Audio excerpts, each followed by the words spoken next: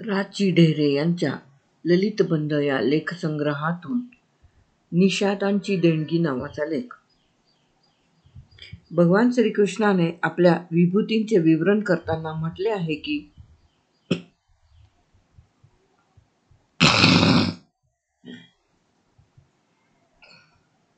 आहे की मी यक्ष राक्षसांत कुबेर आहे, गंधर्वात चित्ररथ आहे, सर्पात वासुकी आहे,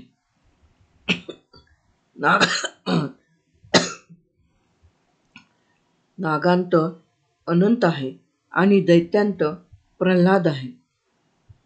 भगवंताचा हा विभूती योग म्हणजे भारताच्या समन्वयशीलतेचा उदात्त आविष्कार आहे. इथे अशिव काही नाही, सारेच शिव आहे. पापयोनीत जन्म घेणाऱ्यांनाही इथे उद्धाराचे उत्कट आश्वासन आहे. इराणातले मग भोजक इथल्या सूर्यमंदिरात पूजेसाठी आवर्जून नियुक्त केले जातात. शक क्षत्र बौद्ध परिवारात प्रतिष्ठा पावतात आणि अन्य कोणी यवन परम भागवत या बिरुदाचे लेणे प्राप्त करू शकतात. भारतातल्या समाजनेत्यांनी आणि धर्मधुरीणांनी अन्य समाजांचा त्यांच्या धर्मश्रद्धांचा उच्छेद केला नाही. त्या त्या समाजाचे जे निजधन होते ते भारतीयांनी उजळले आणि कमालीच्या आत्मीय भावनेने सांस्कृतिक देवाणघेवाण करून त्या सर्व परकीय समाजांचे संपूर्ण भारतीयीकरण करण्याचा विराट प्रयत्न केला. भारतीयांच्या या प्रक्रियेत कुठेही अतिक्रमण नव्हते. अन्य समाजांविषयीचा तुच्छताभाव नव्हता आणि स्वत्वाच्या सामर्थ्याची यथार्थ जाणीव असली तरी नवे काही न स्वीकारण्याचा आत्मघातकी अहंभाव नव्हता.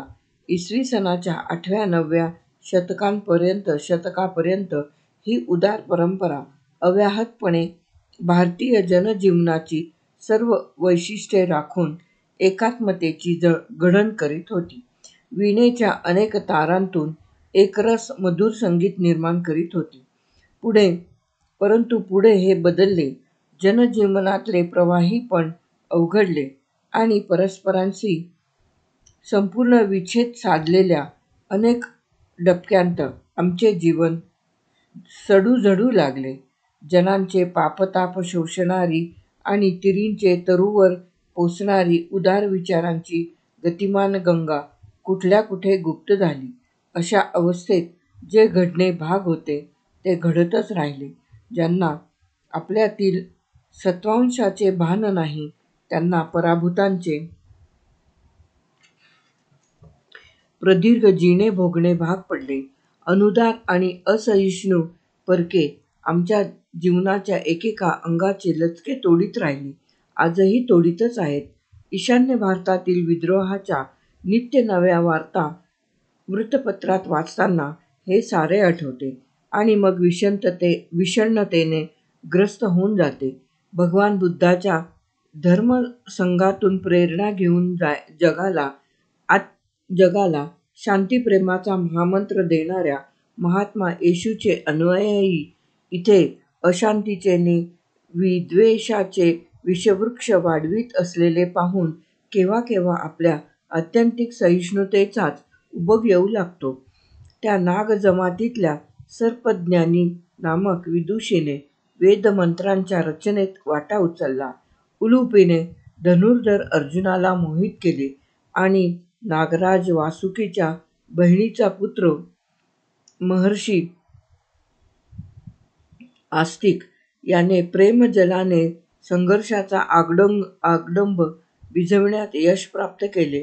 हीच नागजमात आज अनुदार परकीयांच्या इशाऱ्याने ईशान्य भारतापासून तोडू पाहत आहे. आज घोर चिंतेचा विषय बनलेल्या या ईशान्य भारतातील साऱ्या आदिम जमाती निषाद, ऑस्ट्रिक आणि किरात मोंगोल मानववंशातील आहेत. हे दोन्ही मानववंश अतिप्राचीन काळापासून आग्नेय आशियात आणि भारतात पसरले आहेत. भारताच्या ईशान्य भागात त्यांचे प्रधान केंद्र राहिले असले तरी मध्य प्रदेशापर्यंत त्यांचा विस्तार झालेला होता. भारतीय आर्यांशी त्यांचा संपर्क येण्यापूर्वीच त्यांनी भारतात संस्कृतीची वाटचाल वेगाने सुरू केली होती. त्यांच्या भाषेने, धर्मश्रद्धांनी व संस्कृतीच्या भौतिक अंगांनी आकार घेतला तो भारतात स्थायिक झाल्यानंतरच. आर्यांशी त्यांचा संपर्क झाल्यानंतर संघर्षाची प्राथमिक फेरी झडल्यावर समन्वयाचे शाश्वत सत्र सुरू झाले आणि मग आर्यांनी निषाद किरातांच्या जीवनातील अनेकानेक वैशिष्ट्ये स्वीकारून त्यांना आपल्या उदात्त आणि गतिशील विचारांनी उन्नत बनविले. आजच्या भारतीय जीवनात महनीयता प्राप्त झालेल्या अशा कितीतरी गोष्टी आहेत की ज्या आपण अगदी निःसंकोच मनाने निषाद किरातांपासून उचललेल्या आहेत. तुम्हाला वाचून आश्चर्य वाटेल, परंतु हे अगदी निर्विवाद भाषाशास्त्रीय सत्य आहे की बहुसंख्य भारतीयांना धर्महृदय वाटणाऱ्या गंगामाईचे गंगा हे नाव निषादांच्या भाषेतून उचललेले आहे. निषाद भाषा वर्गात नदीला खुंग अथवा कियांग असे म्हणतात. निषाद भाषांमध्ये हे सामान्य नाम आहे. आपणही गंगा या नामाचा वापर विशेष नाम म्हणून जसा करतो तसाच सामान्य नाम म्हणूनही करतो. आपल्या गावी असणाऱ्या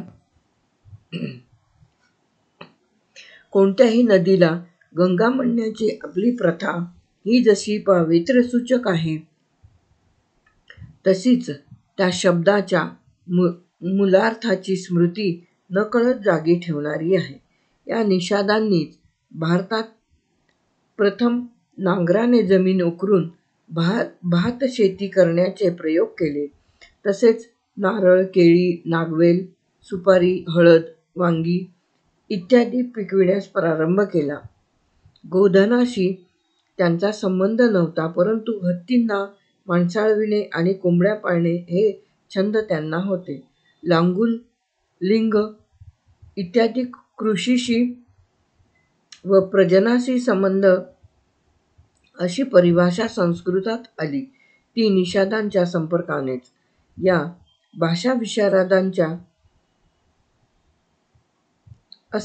भाषाविशारदांचा दावा आहे. 20 या संख्येने परिगणन करण्याची प्रथा ही निषादांचीच. अजूनही आपल्या खेड्यापाड्यात अशिक्षित लोक असे परिगणन करताना आढळतात. मराठीतील 18 विश्वे दारिद्र्य हा वाक्प्रचार त्या गणना पद्धतीचा एक अपभ्रष्ट आविष्कार आहे. 18 चे चुकून 18 विश्वे झाले. 18 म्हणजे 18 गुणिले 20 बरोबर 360 दिवस, म्हणजेच वर्षातील सर्व दिवस दारिद्र्य. मृतांचे स्मारक म्हणून अंत्यसंस्काराच्या ठिकाणी उंच शिळा उभी करणे, दगडांचा उंच ढीग रचणे अथवा वृक्ष लावणे ही निषादांची पद्धती पुढे भारतात सर्वत्र पसरली. मृतांचे स्मारक म्हणून लावलेले वृक्ष चैत्य चितेशी संबंधित वृक्ष म्हणून ओळखले जाऊ लागले. अशा पवित्र चैत्र वृक्षांचे उल्लेख महाभारतात अनेकवार झालेले आहेत. अशा वृक्षांची पाने तोडणे हेही पाप समजले जात असे. दगडांनी बनविलेल्या उंच स्मारकांना स्तूप अशी संज्ञा आहे. बौद्ध धर्मात चैत्य आणि स्तूप या संज्ञांना किती प्रतिष्ठा लाभली आहे याची सर्वांनाच कल्पना आहे. भारतीय धर्मजीवनात एवढा प्रभाव गाजवणाऱ्या महत्त्वपूर्ण बाबी मूळच्या निषादांच्या होत हे समजले की आपल्या समन्वयी वृत्तीविषयी अभिमान वाटतो आणि त्या वृत्तीची गती कधीच अवरुद्ध होऊ नये असे वाटत राहते.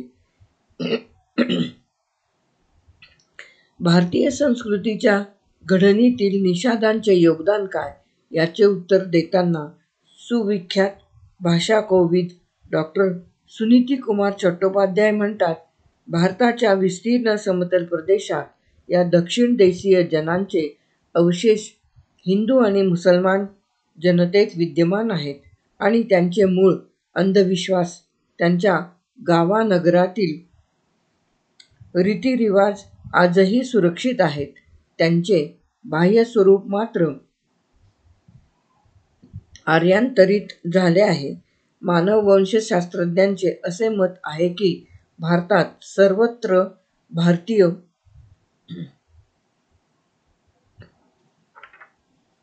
समाजाच्या खालच्या थरात प्राथमिक निषाद प्रभाव आढळून येतो.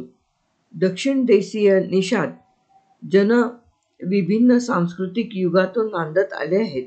त्यांच्यापैकी जे मध्य भारतातील पर्वत प्रदेशात राहत होते अथवा आर्यांच्या प्रभुत्वानंतर जे तिथे राहावयास आले होते ते आजही अविकसित अवस्थेतच राहिले आहेत.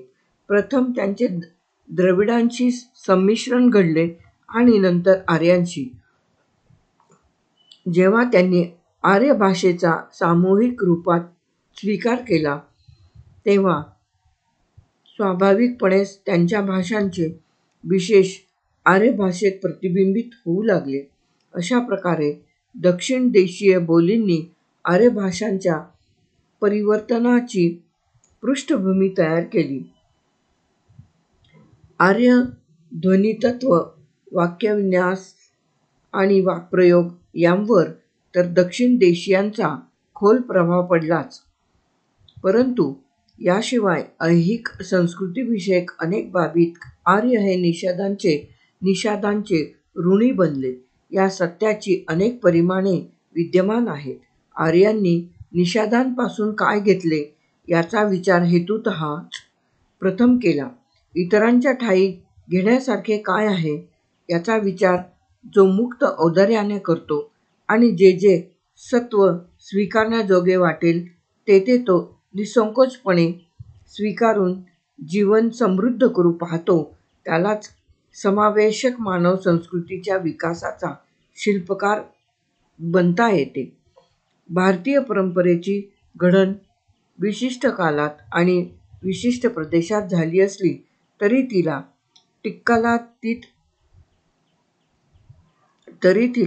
दिक्कालातीत व्यापकता लाभली आहे.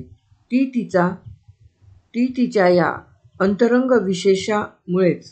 ज्याला दुसऱ्याच्या ठिकाणी चांगले शोधण्याची सवय नाही, इच्छा नाही, तो दुसऱ्याच्या अस्तित्वाचा उच्छेद करायला प्रवृत्त झाला तर नवल नाही.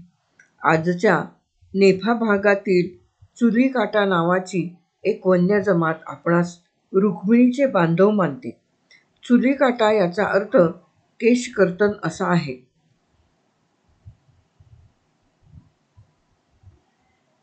श्रीकृष्णाने रुक्मिणीचे हरण केल्यानंतर रुक्मीशी त्याचा जो संघर्ष झाला त्यात श्रीकृष्णाने पराभूत रुक्मीचे 5 पाठ काढून त्याला सोडून दिली, अशी कथा आहे. अशा प्रकारे अपमानित झालेल्या रुक्मिणीचे आपण वंशज आहोत अशी या जमातीतल्या लोकांची श्रद्धा आहे. या श्रद्धेचे ऐतिहासिक रहस्य इतकेच दिसते की विदर्भाला जवळ असणाऱ्या डोंगरी भागात राहणाऱ्या निषाद जमातींपैकी हे लोक असावेत आणि रुक्मीच्या पक्षपाताने ते लढले असावेत. विदर्भातल्या प्राचीन हिंदू राज्यकर्त्यांनी त्यांच्याविषयी जी जवळीक दाखवली ती त्यांच्या आजच्या श्रद्धेतून व्यक्त होत आहे. हा अशा प्रकारचा खोलवर रुजलेला आत्मीयतेचा संस्कार घडविण्याचे कार्य हळुवारपणे शतकानुशतके चालू होते.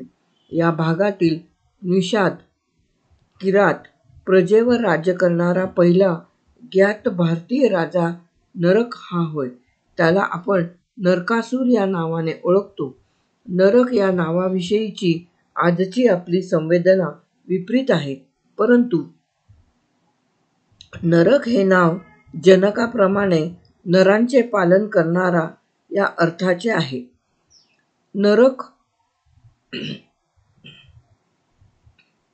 जनकाचा दासीपुत्र.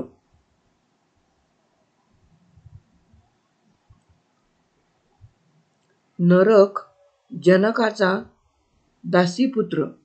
जनकाने त्याला वाढवला, त्याचे सामर्थ्य जाणून त्याला उत्तेजन दिले. परंतु अंतपुरातील कारस्थानांमुळे नरकाला घराबाहेर पडावे लागले. तो मिथिलेतून कामरूपात गेला आणि निषाद किरातांच्या सहयोगाच्या बळावर त्याने प्राग्ज्योतिषपुरात समर्थ राज्य उभारले.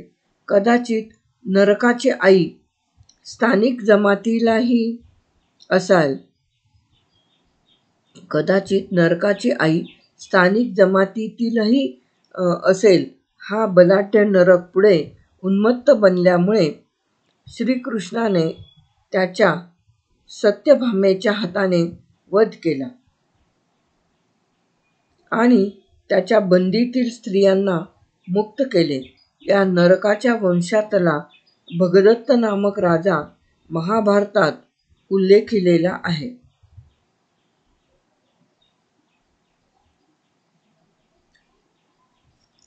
इतक्या प्राचीन काळापासून निषाद किरात जमाती भारतीय संस्कृतीच्या प्रभावात वावरत राहिल्यामुळे त्यांच्यावर भारतीय संस्कार घडणे स्वाभाविकच होते.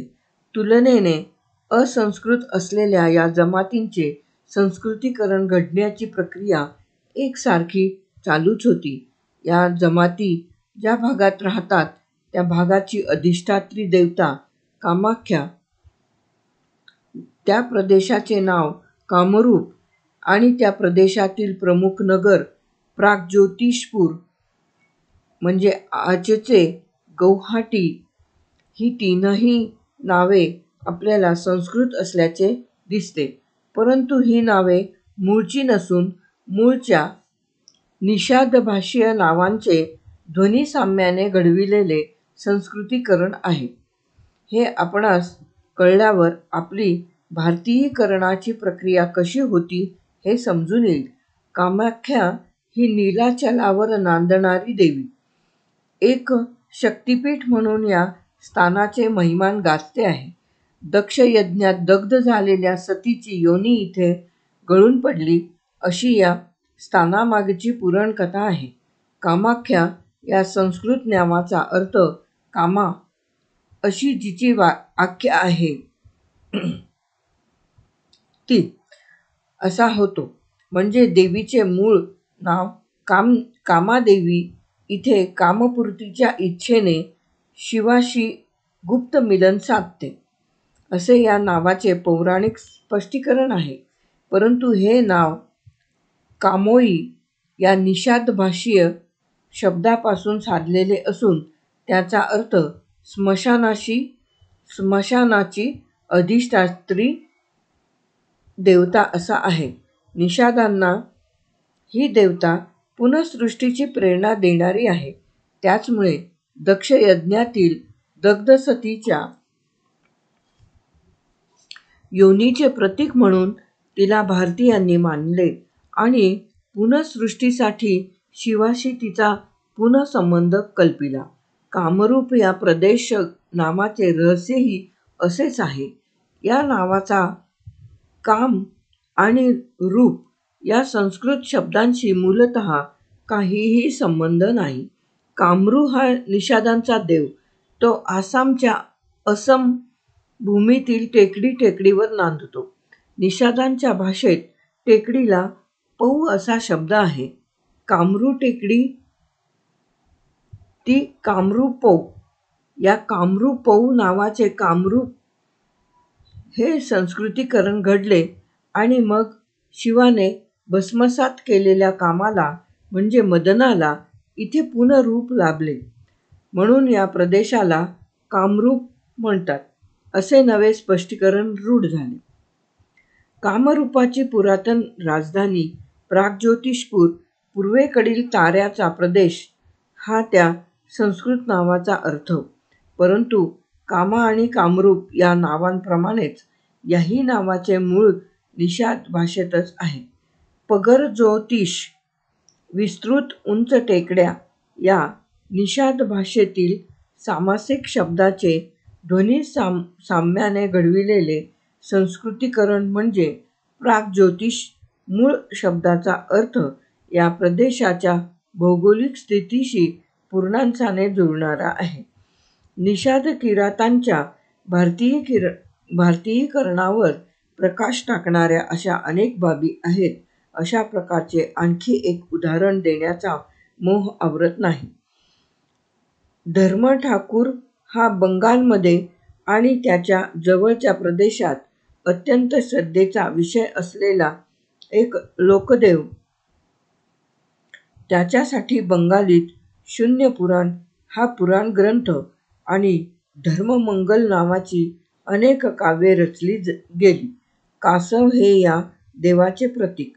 कासवाच्या रूपात पूजला जाणारा हा देव धर्म हे अभिधान का पावला असे कोडे पडते. परंतु या धर्मदेवतेचे निषाद मूळ कळल्यावर हे कोडे उलगडते. दर हा कासववाचक निषाद भाषेतील शब्द त्याचे धर्म हे रूपांतर मूळच्या लोकदेवाला धर्मावताराची प्रतिष्ठा देणारे ठरले.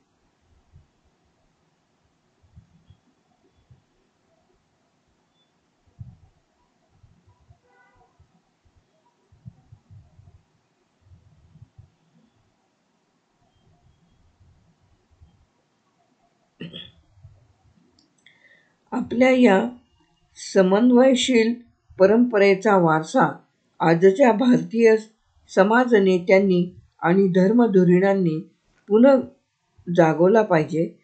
उपेक्षा आणि औदासिन्य टाकून अत्यंत आस्थेने या भागातील आदिम जमातींच्या सेवेला वाहून घेतले पाहिजे.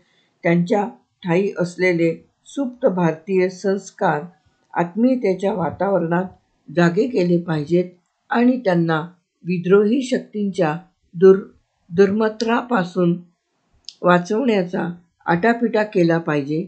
नेफातील तेज या केंद्रस्थानी आणि ठिकाणापासून जवळच असलेल्या परशुरामकुंड या क्षेत्रात नवी श्रद्धा केंद्रे उभारण्याचा उपक्रम विश्व हिंदू परिषदेच्या मार्गदर्शनाने परशुरामकुंड तीर्थविकास समितीने चालवला आहे. परशुरामकुंड हे या भागातील एक महत्त्वाचे तीर्थस्थान आहे. त्याच्या जीर्णोद्धाराच्या निमित्ताने स्थानिक मंदिर जनतेच्या सुप्त भारतीय भावनांचे संघटन घडविणे आणि सर्व भारतीयांना या उपक्रमात सहभागी होण्यासाठी आवाहन करून आपल्या कर्तव्याचे भान घडविणे अंशतः यातून साधू शकेल. अशा प्रकारच्या उपक्रमांनी प्रारंभ करून तेथील जनजीवनातील दुरवस्था दूर करण्यासाठी सर्व भारतीयांना प्रवृत्त करणे आणि त्याद्वारा एकात्मता साधणे हे आपले अंतिम लक्ष्य आहे. लेख समाप्त.